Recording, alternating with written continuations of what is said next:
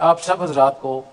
آج کی تاریخ میں اتنے بڑے مجمع میں گواہ بنا کر کہتا ہوں کہ جتنے بھی یہاں پاکستان کے مدارس ہیں وہ ہمارے بورڈ میں الحاق نہ کریں، 5 سے 10 سال وہ انتظار کریں، اگر اس کے نتائج اچھے ملے تو اس کے بعد سوچیں، کیونکہ اتنے بڑے بڑے حضرات کی گواہی یہ بہت بڑی بات ہے، یہ اتنے بڑے لوگ ہیں کہ اگر میں ان کو دیکھوں تو میرا اپنی پگڑی بھی گر جائے میں خود بھی گر جاؤں گا۔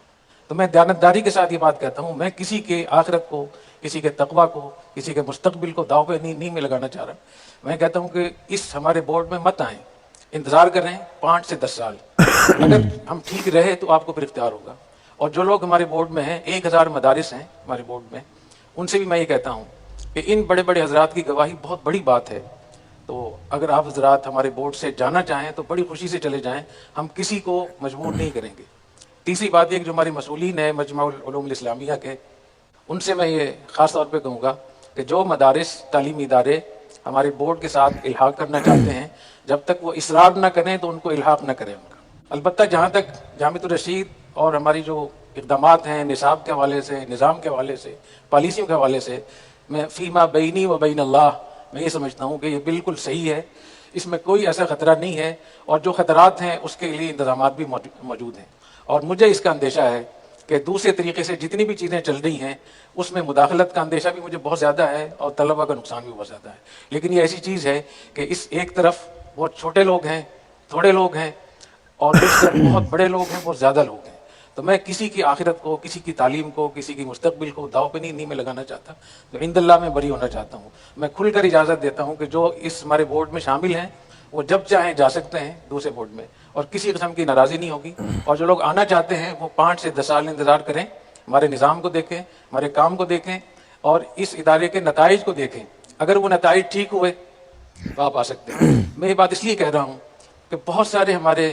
مدارس میں کمزوریاں، تعلیمی اداروں میں بہت کمزوریاں آ رہی ہیں، مجھے اس کا اندیشہ ہے کہ سارے میرے متھے نہ لگ جائیں کہیں۔ مجھے اس کا بہت زیادہ اندیشہ ہے کہ کہیں گے مفتی صاحب نے یہ چیز چلائی تھی لہٰذا۔ تو میں آج سب کو میں گواہ، اللہ کو بھی گواہ بنا کر کہتا ہوں، آپ کو بھی، کہ حضرت کی رائے بہت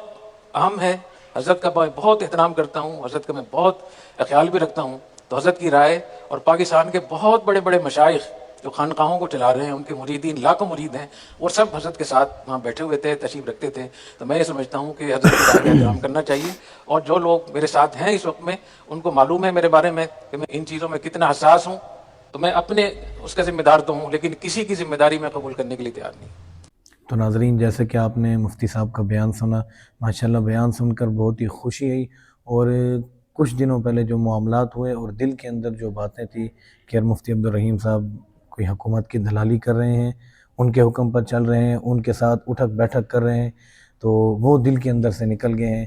اللہ کا شکر ہے کہ مفتی صاحب نے ایسا بیان دیا کہ علماء اکرام کے درمیان جو سازش کی جا رہی ہے ان سازشوں کو منہ توڑ جواب ہے، باطل قوتوں کو ایک منہ توڑ جواب دیا مفتی صاحب نے، اور اپنے ہی لوگوں سے کہہ دیا کہ اگر آپ بالکل راضی نہیں ہیں بے فکر ہو جائیں، کیونکہ جہاں مفتی تقی عثمانی صاحب جیسے اتنے بڑے تقوی والے شخص اور مولانا فضل الرحمان صاحب دامت برکاتہم عالیہ خود بار بار یہ کہہ رہے ہیں کہ وفاق کے ساتھ